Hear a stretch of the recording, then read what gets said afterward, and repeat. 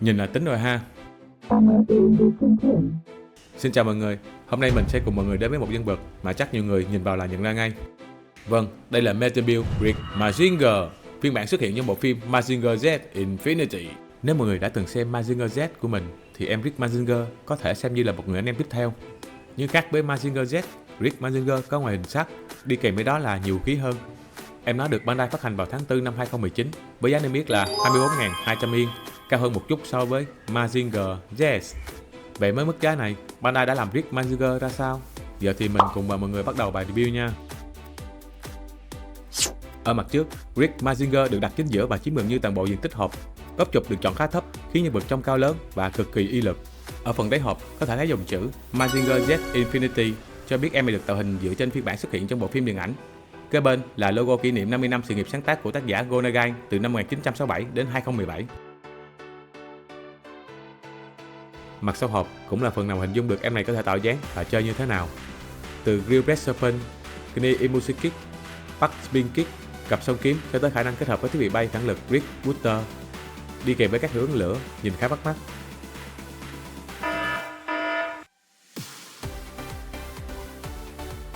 Bên trong hộp thì Bandai sử dụng một cây mút chính đi kèm với các vỉ nhựa chứa phụ kiện. Riêng phần đế trưng bày và hai giá đỡ trong suốt thì được đặt ở mặt sau của cây mút. Còn đây là sách hướng dẫn.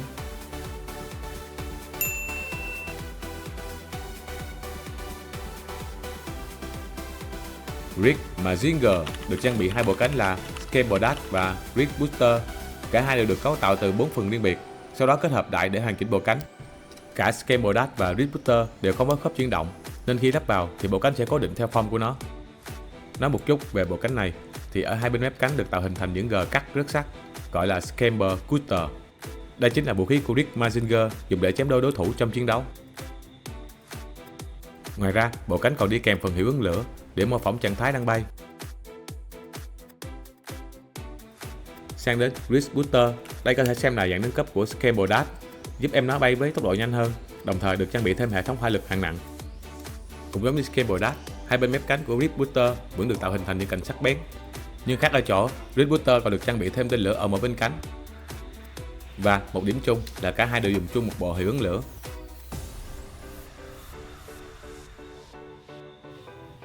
Phần bộ cánh của Rick Booster có thể tháo rời.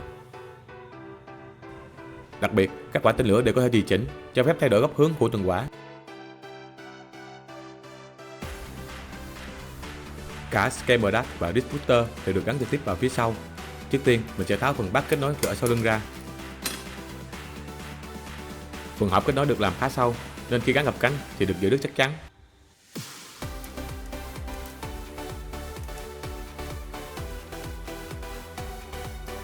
Còn đây là những phụ kiện giúp Rick Mazinger trông chiến hơn, và tất cả đều được gắn trực tiếp ở phần chân. Để gắn được những phụ kiện này, việc cần làm là tháo các bát ở phần chân ra và thay thế bằng những bát đi kèm.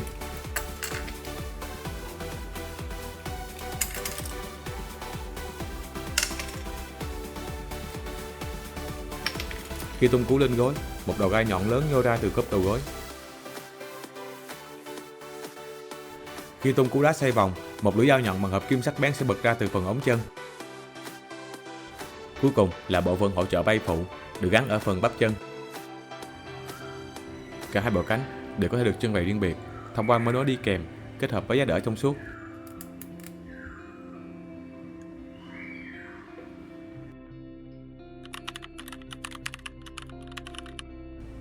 Phần hiệu ứng lửa thì mình thấy khá bắt mắt, đặc biệt là cách Bandai phân chia màu sắc thành hai phần khá rõ rệt. Phần đầu có màu đỏ đậm, sau đó chuyển dần sang cam khi đi về phía đuôi, mang cảm giác ngọn lửa đang yếu dần khi thoát ra xa. Các hiệu ứng này được gắn vào lòng bàn chân, tái hiện hình ảnh Rick Mazinger đang bay. Về Real Serpent thì sẽ có hai dạng biến đổi. Với dạng đầu tiên thì sẽ được gắn trực tiếp vào phần bắp tay. Để thay đổi, trước hết tháo phần đuôi hiệu ứng lửa, sau đó kết hợp với cẳng tay mới. Phần chốt gắn hiệu ứng lửa thì mọi người nên cẩn thận một chút. Tiếp theo, tháo phần cẳng tay đang có trên Rick Mazinger và lắp cẳng tay mới vào là hoàn thành.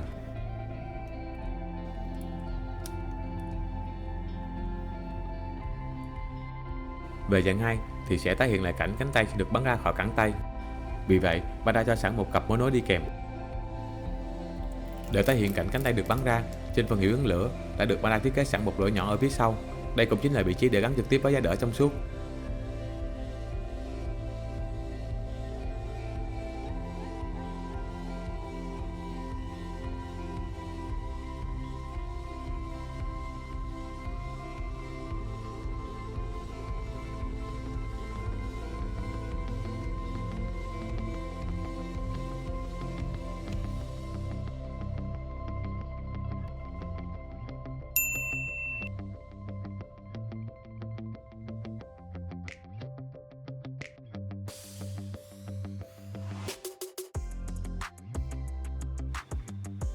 Giờ mình sẽ nói về vũ khí.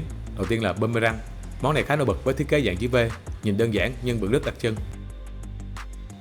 Khi sử dụng Rick Boomerang, ta sẽ tháo phần bắt chữ V ở trước ngực ra, sau đó thay bằng bắt trơn mà hãng đã cho sẵn. Rick Mazinger vốn là chuyên gia đấu kiếm cận chiến, có thể sử dụng đơn kiếm hoặc song kiếm, vì vậy chắc chắn không thể bỏ qua hai thanh kiếm này. Phần lưỡi được mạ màu chrome bóng loáng, nhưng đẹp bao nhiêu thì mình lại chê bấy nhiêu, như mọi người thấy rất dễ bị chày. Tiếp theo là Blade Condor. Sẽ có hai dạng, dạng 1 là được trưng bày độc lập, dạng 2 là khi Blade Condor kết nối trực tiếp với Rick Mazinger.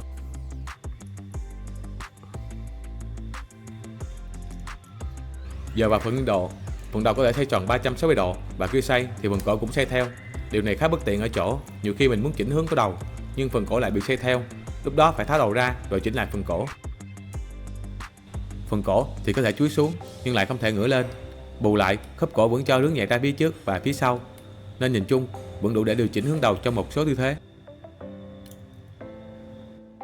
Điều khó chịu nhất khi điều chỉnh phần đầu là Blade Condor rất dễ rớt. Chỉ cần mình xoay hoặc điều chỉnh phần đầu hơi mạnh tay một chút là em nó có thể rơi ra ngay. Tới phần hông thì được gập nhẹ ra phía trước, đồng thời nghiêng nhẹ sang hai bên. Phần hông có thể xoay sang hai bên, giúp Rick Mazinger linh hoạt hơn khi tạo các tư thế chiến đấu hoặc chuyển trọng tâm cơ thể. Tới phần tay thì bắp tay xoay tầm được nửa vòng. Phần ghép vai chết nhẹ lên phía trên, biên độ không quá nhiều. Khớp bắp tay khi đưa ngang lên thì khá hạn chế, dẫn tới cánh tay không thể nâng cao hoàn toàn sang hai bên. Khớp khuỷu tay chỉ gặp được đến mức này. Đến phần chân thì bắp chân xoay nhẹ sang hai bên. Phần khớp gối cũng tương tự như khớp khuỷu tay, biên độ gặp không được nhiều. Phần sạc chân sang hai bên cũng tương tự, biên độ không được rộng cho lắm. Khớp cổ chân thì có thể bẻ sang trái và phải, đồng thời có thể gập ra trước và sau, giúp bàn chân linh hoạt hơn và hỗ trợ cân bằng khi tạo dáng. Việc lòng bàn chân không được làm phẳng hoàn toàn dẫn tới một điểm mình chưa ưng. Khi đặt Rick Mazinger đứng trên mặt phẳng, cảm giác tiếp xúc với mặt bàn không được chắc và sướng cho lắm.